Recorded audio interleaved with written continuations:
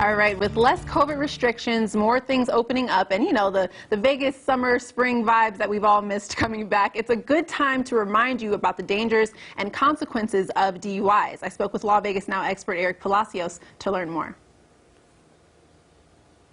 See you. Good to be here. Thank you. Of course, we are talking about something very important, DUIs, especially now that Vegas is opening up. People are in these streets. So first question here, what will get you a DUI?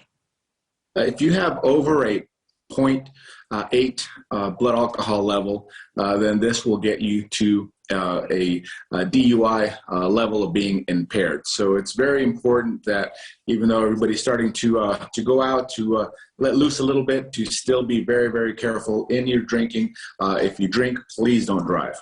So just a quick question here. How many glasses of wine, for example, would that be? It depends on a lot of things, your size, your weight, your height, your age, male or female.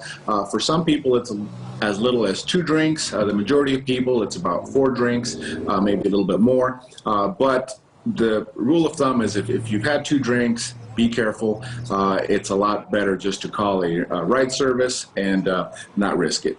Definitely. And what does it mean to be in control of your vehicle?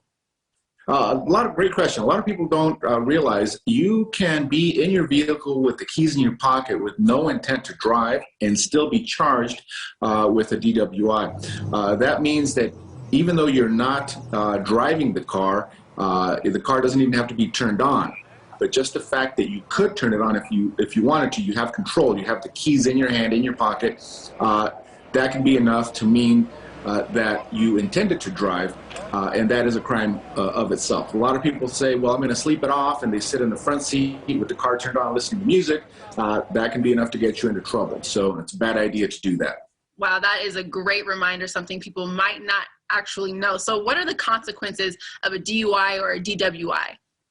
There's a lot of negative consequences. First, obviously, you usually get arrested. You spend between 2 days up to 6 months in jail. You have to pay fines. You have to go to a DUI school. You have to go to a victim impact panel where you hear others tell their stories of how their lives were impacted by a DUI. It stays on your record for 7 years. And on top of that, your insurance rates increase, and you lose your license temporarily. So a lot of negative results from being convicted of a DUI. It's just not worth it. Call a friend, call an Uber, Lyft, whatever you can do.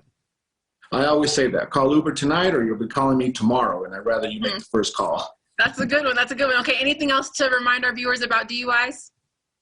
Just to be very careful. If you or a friend, if you think they're impaired, don't risk it. You're going to get caught, or worse, you're going to hurt yourself or hurt somebody else. So just be overly cautious if you've had a few drinks and get a ride share home.